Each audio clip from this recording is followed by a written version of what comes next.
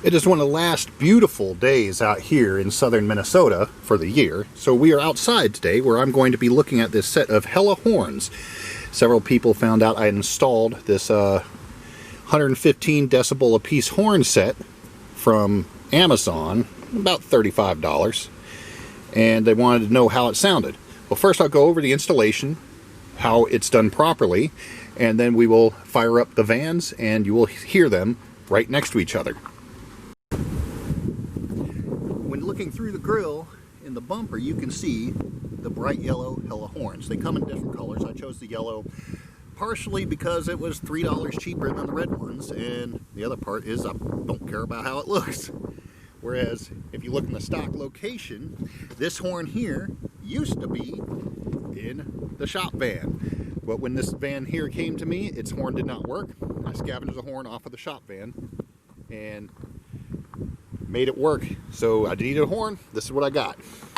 So you see here, to install it, I used solder and shrink wrap on all connections.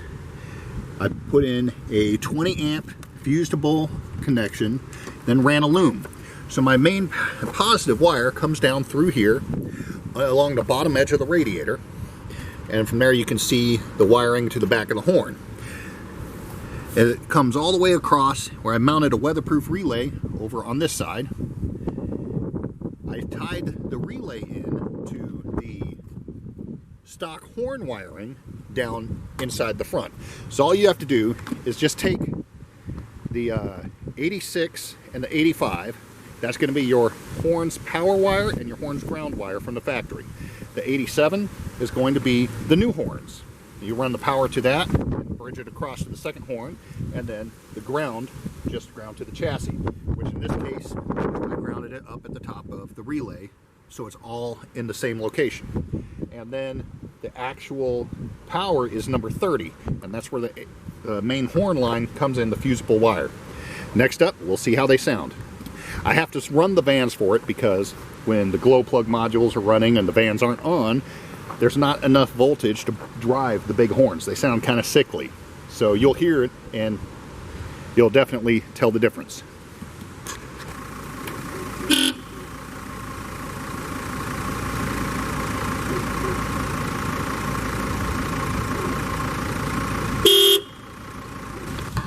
Alright, now I'm not sure how well it came out in the video, but you can definitely tell that the original horn has a lower, raspier sound than the higher horn.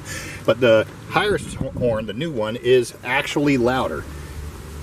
As I said, I don't know how well it shows up in the video, but in reality it's probably 30% louder. And I do this to just about every van that I own for myself.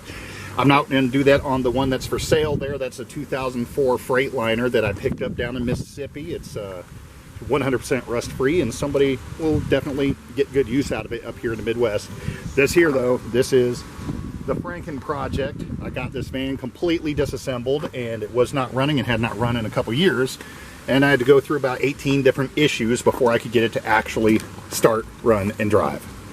Until next time, just keep it on safe and send any questions or comments to me.